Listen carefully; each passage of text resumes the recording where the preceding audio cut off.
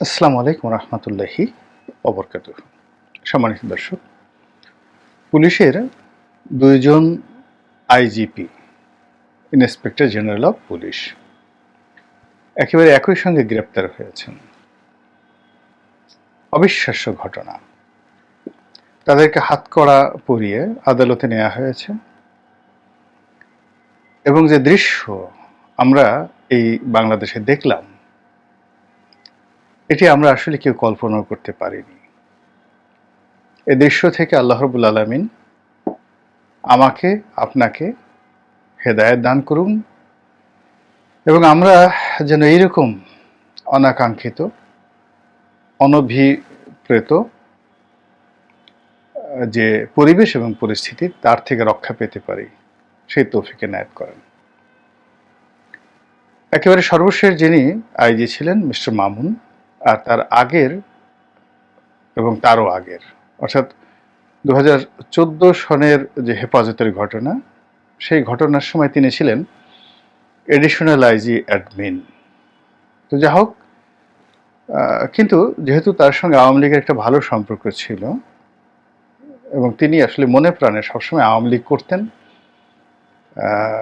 আওয়ামী লীগকে ঘিরেই তার স্বপ্ন ছিল এবং তিনি জানতেন যে আওয়ামী লীগ না থাকলে তিনিও থাকতে পারবেন না, জনাব শহীদুল হক।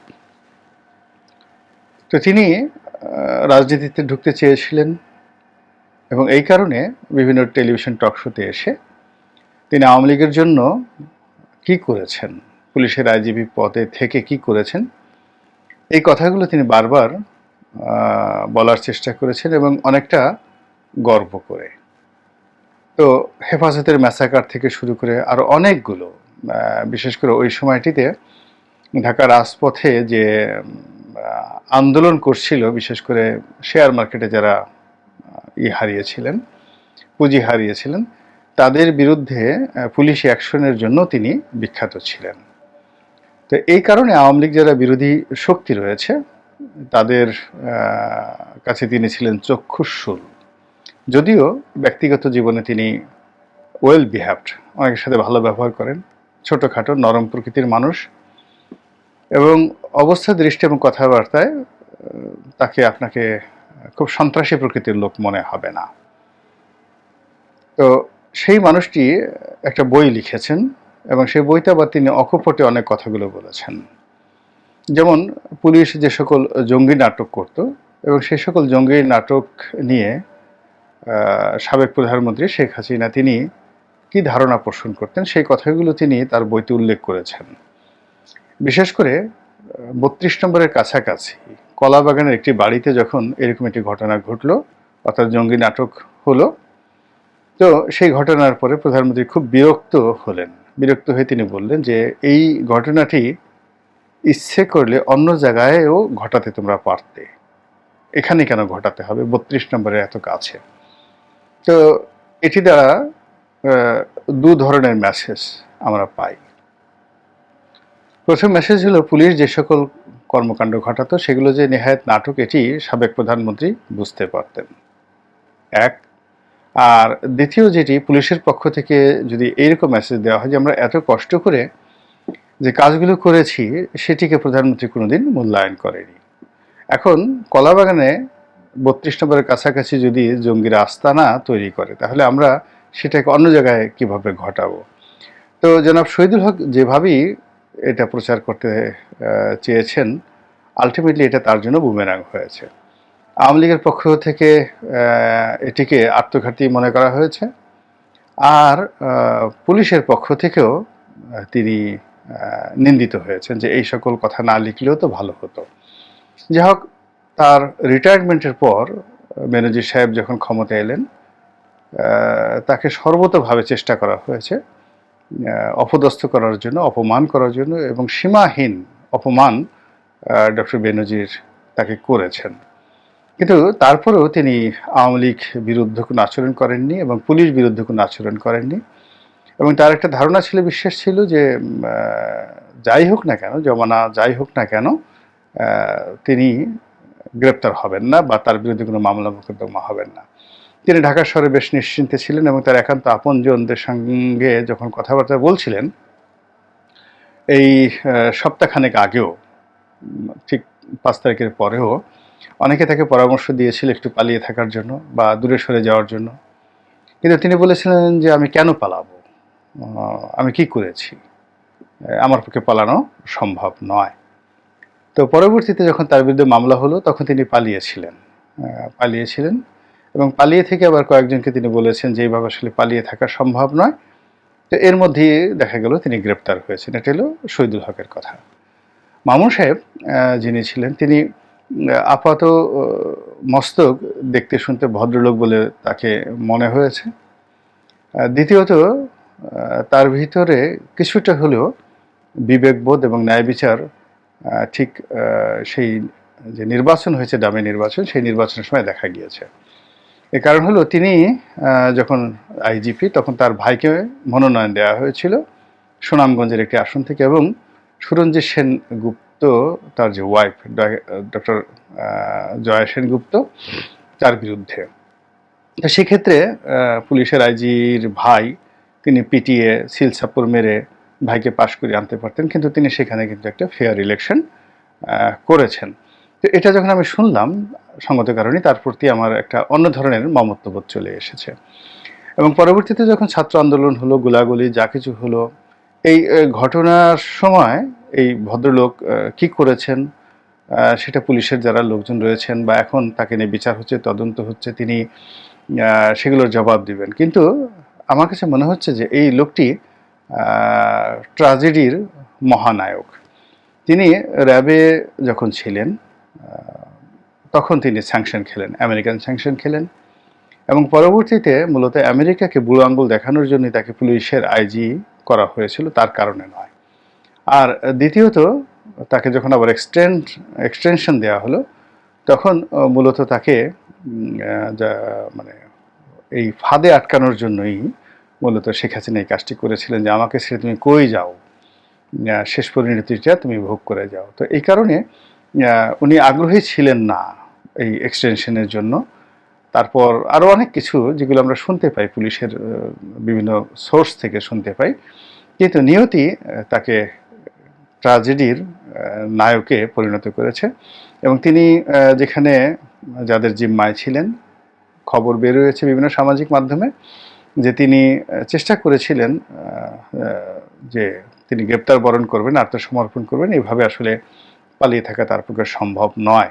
যাই হোক, তিনি ধরা পড়েছেন, রিমান্ডে নেওয়া হয়েছে। কিন্তু এখন সমস্যা হলো যে বাকি আওয়ামী লীগ জমানাতে বেশ কয়েকজন আইজি রয়েছেন যারা আওয়ামী লীগ দ্বারা সর্বোচ্চ পুরস্কার প্রাপ্ত হয়েছেন। যেমন হাসান মাহমুদ, তিনি আইজিপি থেকে রিটায়ার্ড করার পর তিনিও র্যাবে ছিলেন। রিটায়ার্ড করার পর তাকে রাষ্ট্রদূত বানানো হয়েছে এবং তিনি এই মুহূর্তে বাংলাদেশে আছেন। তারপর আরেকজন আছেন জাভেদ পাটোয়ারি এবং তিনিও রিটায়ার্ড করার পর তাকে রাষ্ট্রদূত হিসেবে নিয়োগ দেওয়া হয়েছে। এখন তিনি কোথায় আছেন আমি বলতে পারবো না। তবে এই দুজন ব্যক্তিগত জীবনে সজ্জন, ভালো ব্যবহার করেছেন অনেকের সঙ্গে। আর ওইরকম ব্যক্তিগত দুর্নীতির যে অভিযোগ যেটা বেনজির বিরুদ্ধে আছে ওইরকম এই দুজনের বিরুদ্ধে শোনা যায়নি। কিন্তু আওয়ামী লীগ সরকারের কোলাবোরেটর হিসেবে তারা যে কর্মকাণ্ডগুলো করেছেন সেই কর্মকাণ্ডর ফলে কিন্তু পুলিশ বেপরোয়া হয়ে গেছে। হাসান মাহমুদ খন্দকার সাহেব যখন ছিলেন তখন মূলত তার দুর্বলতার কারণে বা তিনি অনেকটা নির্লিপ্ত প্রকৃতির মানুষ ছিলেন, ফলে ওখানে একটা সিন্ডিকেট গড়ে উঠেছিল, আওয়ামী সিন্ডিকেট। বিপ্লবরা তখন খুবই শক্তিশালী হয়ে পড়েছিল, মেহেদিরা খুবই শক্তিশালী হয়ে পড়েছিল, আর একটা ছিলেন প্রলয় জোয়ারদার, এরাও খুব শক্তিশালী হয়ে পড়েছিল। এবং প্রলয় জোয়ারদার যখন হেডকোয়ার্টারে ছিলেন তখন অনেক বড় বড় এডিশনাল আইজিকেও প্রলয় জোয়ারদারের কাছে গিয়ে দাঁড়িয়ে থাকতে হতো এবং এটি হাসান মাহমুদ খন্দকার সাহেবের দুর্বলতার কারণে, ব্যক্তিত্বের দুর্বলতার কারণে এই ঘটনাগুলো ঘটেছে। তো শেখ হাসিনা সবসময় নরম প্রকৃতির মানুষ পছন্দ করেন, মাথা নোয়ানো লোক পছন্দ করেন এবং সেই কারণে এই ভদ্রলোককে তিনি আবার পরবর্তীতে রাষ্ট্রদূত হিসেবেও মনোনয়ন দিয়েছেন। আর জাভেদ পাটোয়ারির কথা হলো তাকে অনেক কিছুর মাস্টার মাইন্ড মনে করা হয়। সেই যে তিনি বঙ্গবন্ধুর অসমাপ্ত যে দলিলপত্র, মানে সে বিশাল এক ভলিউম তিনি পুলিশ থেকে বের করেছিলেন। অর্থাৎ তিনি যখন এসবির প্রধান ছিলেন ওই সময়টাতে পাকিস্তান সরকারের সঙ্গে বঙ্গবন্ধুর যে সম্পর্ক এবং এটি নিয়ে যে পুলিশি রেকর্ড, এই রেকর্ডগুলোকে তিনি কম্পাইল্ড করে বিশাল এক ভলিউম বই বের করেছিলেন এবং এই বই বের করার কারণে প্রধানমন্ত্রী তার প্রতি খুবই খুশি হয়েছিলেন। এরপর 2018 সনের যে নির্বাচনটি হয়, সেই নির্বাচনটি স্মরণকালের সবচেয়ে ভয়ানক একটি নির্বাচন। তো সেই নির্বাচনের যে সকল মাস্টার মাইন্ড ছিলেন, সেই মাস্টার মাইন্ডের মধ্যে নিঃসন্দেহে জাভেদ পাটোয়ারিকে প্রধানতম হিসাবে বিএনপির যারা লোকজন আছে তারা মনে করে এবং তার যারা ক্ষতিগ্রস্ত হয়েছেন তারাও মনে করেন। তো কাজেই এই দুজন ভদ্রলোককে নিয়ে আগামী দিনে এই সরকার বা এই সরকারের সাথে যারা সম্পৃক্ত রয়েছেন তারা যদি খুব অলৌকিক কিছু না ঘটে, তবে এই বাকি দুইজন যারা গ্রেপ্তার হলেন আইজিপির মতো, এদের ভাগ্য ঠিক সেই ধরনের নেতিবাচক যে সিদ্ধান্ত সরকারের সেটি আরোপিত হতে পারে। আর বেনজির তো আছেই। এখন বেনজির কোথায় আছেন, কি অবস্থায় আছেন জানি না, তবে তার প্রতি সকলের ক্রোধ। মানে তিনি অন্যান্য যারা আছে দেয়ার যে স্পেসিফিক রিজন, আর বেনজিরের বিরুদ্ধে যে রিজন সেটা হলো বহু সংখ্যক রিজন। তো এই সব মিলিয়ে 4 জন বা 5 জন আইজি, বেনজিরকে যদি ধরি তাহলে 5 জন আইজি মোটামুটি এই সময়টিতে যদি কারাগারে যান, তাদের বিরুদ্ধে বিচার করা হয়, এটি পুলিশের জন্য একটা বিরাট যাকে বলে শিক্ষা। এবং যারা বিভিন্ন সময় সরকারের দালালি করতে চান, শাসন কর্তৃপক্ষের দালালি করতে চান, তাদের জন্য এগুলো পোর্ট্রেট হয়ে থাকবে। অতীতে বেশ কয়েকজন আইজি তারা জেলে গিয়েছেন, বিভিন্ন সময়টাতে গিয়েছেন, কিন্তু সেগুলো মানুষ মনে রাখেনি, মানে পুলিশ মনে রাখেনি।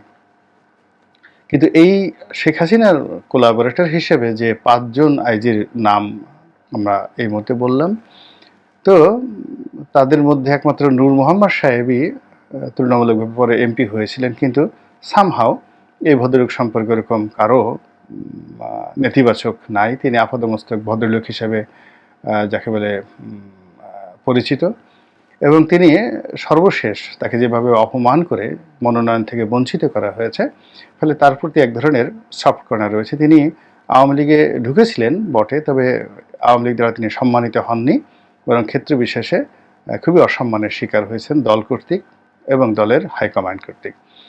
তো এর বাইরে অন্যান্য যারা আইজি ছিলেন তারা অর্থনৈতিকভাবে, সামাজিকভাবে বিভিন্নভাবে পুরস্কৃত হয়েছেন এবং আওয়ামী লীগ তাদেরকে যথেষ্ট গুরুত্ব দেওয়ার চেষ্টা করেছে। তো এই 5 জন আইজিপি কন্টেম্পোরারি তারা যদি বিচারের আওতায় আসেন, তাহলে পুলিশ বাহিনীর মধ্যে মনে হচ্ছে যে একটা ইতিবাচক ধারা আসবে। এবং এখন অনেক পুলিশ তারা হতোদ্যম আছেন, কিন্তু এই হতোদ্যম থেকে বের হয়ে এসে তারা যদি আবার এখন বর্তমান রেজিমের আনুগত্য করার চেষ্টা করেন, ভবিষ্যতে যদি জামাত আসে বা বিএনপি আসে তাদের আনুগত্য করার জন্য যদি একই কায়দায় কর্মকাণ্ড করার চেষ্টা করেন, তাহলে তাদের পরিণতি এদের মতো হবে। এবং জীবনের আসলে অর্জনটা এমন ব্যাপার হলো, শেষ ভালো যার সব ভালো তার। এবং আপনি সারা জীবন অনেক উপার্জন করলেন, অনেক ভালো ভালো কর্মকাণ্ড করলেন, কিন্তু জীবনের শেষ মুহূর্তের একটি ঘটনা সারা জীবনের আনন্দ কেড়ে নিতে পারে। এখন আপনি আইজি সাহেব ছিলেন, হাজার কোটি টাকার মালিক, কত মানুষ সিলুট দিয়েছে, রাস্তাঘাট ফাঁকা হয়ে গেছে আপনার জন্য, কিন্তু হাত করা পড়ার অবস্থায় আপনি এখন আদালতের কাঠ গড়ায় দাঁড়াচ্ছেন। এবং আপনাকে জেলখানাতে নেয়ার পর সেখানে অন্যান্য আসামিদের সঙ্গে আপনার যে বসবাস, এই বসবাস যে কত নির্মম, কত নিষ্ঠুর এবং কতটা অবমাননাকর, এটি ঢোকার পর আপনারা বুঝতে পারবেন। একটা ছোট্ট উদাহরণ দেই, প্রকৃতি কিভাবে নিষ্ঠুর আচরণ করে। আমি জেল থেকে বেরোলাম, বের হওয়ার পরে পুলিশ হেডকোয়ার্টারে গেলাম, এমনি একটা কাজ ছিল, কাজের জন্য। তো সেখানে যেহেতু শহীদুল হক সাহেবের সঙ্গে আমার একটা খুব ভালো সম্পর্ক ছিল, তো আমি আমার স্ত্রী সহ তার রুমে ঢুকলাম, দুপুরে কিছু নাস্তা করলাম। তো ওই দিন ঢাকার অবস্থা খুব উত্তাল ছিল। 2013 সনে সরকার বিরুদ্ধে আন্দোলন খুব তুঙ্গে ছিল। এখন উনি হেসে দিলেন আমাকে দেখে, বললেন যে রানী ভাই আসছেন, আপনার মতো মানুষ জেলে গেল, অথচ আমরা কেউ কিছু করতে পারলাম না। আমার আসলে করার কিছু ছিল না। তো দুঃখ প্রকাশ করা ছাড়া কিছুই করে নাই। আপনি আসছেন ভাবিকে নিয়ে, খুব খুশি হয়েছি। উনি আমাকে এইভাবে বললেন। তো আমি খুব দুষ্টামি করে বললাম যে, "ভাই আপনি কি জেলে গেছেন কখনো?" তো উনি অনেকটা কাষ্ঠ হাসি দিলেন। এর কারণ হলো তখন ২০১৩ সনে রাজপথের অবস্থা ভালো ছিল না। বিএনপি আন্দোলন করছিল এবং সরকার পতনের একটা রব উঠে গিয়েছিল ওই সময়টিতে। পুলিশ খুব টেনশনের মধ্যে ছিল। তখন তিনি আইজি অথবা এডিশনাল আইজি অ্যাডমিন এরকম হতে পারেন ২০১৩ সনে। তো যাই হোক, এখন তিনি আমাকে যেটা বললেন যে, "না তো ভাই, আমি কখনো জেলে যাইনি।" জেলের ভিতরে আমি বললাম যে, "জেলের ভিতরে কি আপনি কখনো ঢুকেছেন?" তো উনি বললেন যে, "না, আমি কখনো জেলের ভিতরেই ঢুকিনি।" তো উম তো এখন অবস্থা, তারপরে উনি বললেন যে, "এখন যে অবস্থা দেখছি তাতে মনে হচ্ছে যে আমাদের হয়তো জেলে যেতে হবে।" এটা কিন্তু ২০১৩ সনে উনি আমাকে বলেছিলেন যে, "এখন যে অবস্থা দেখছি তাতে মনে হচ্ছে যে আমাদেরকে জেলে যেতে হবে।" তো আমি আরেকটু দুষ্টামি করে আমি বললাম যে, "দেখেন, জেলখানা তো খুব পরিস্থিতি ভিন্ন। ওখানে আলাদা রাজত্ব চলে। ওখানে সন্ত্রাসীদের রাজত্ব, ওখানে মাস্তানদের রাজত্ব, ওখানে মুকিম গাজীদের রাজত্ব, এবং বাইরে থেকে যারা ভদ্রলোক, তারা মেজর জেনারেল হোক বা যাই হোক না কেন, আলটিমেটলি তাদের অধীনতা মেনে তারপরে কিন্তু জেলে থাকতে হয়। এবং এখানে কারারক্ষীরা ইচ্ছা করলে অনেক কিছু নিয়ন্ত্রণ করতে পারে না।" তো আমার এই কথা শুনে বেশ তিনি চিন্তিত এবং আতঙ্কিত হয়ে গেলেন। এনিহাউ, এরপরে দীর্ঘদিন তার সঙ্গে আমার আর কোনো যোগাযোগ ছিল না। বেশ একটা দুটো টক শোতে তার সঙ্গে আমার দেখা হয়েছে, কথা হয়েছে। মাঝে মধ্যে ফোন করতেন, আমিও ফোন করতাম। তো ফোন করার সময় তিনি অনেক আক্ষেপের কথা বললেন যে, আওয়ামী লীগ আ তাকে কিছুই দেয়নি বা তার সাথে এই আচরণ করেছে ইত্যাদি আক্ষেপ করতেন তিনি। এই কথাগুলো বলতেন। কিন্তু আজকে দেখেন যে তার যে নির্মম পরিণতি। মামুন সাহেবের সঙ্গে আমার কখনো দেখা হয়নি, পরিচয় হয়নি, কথা হয়নি, আমি জানি না।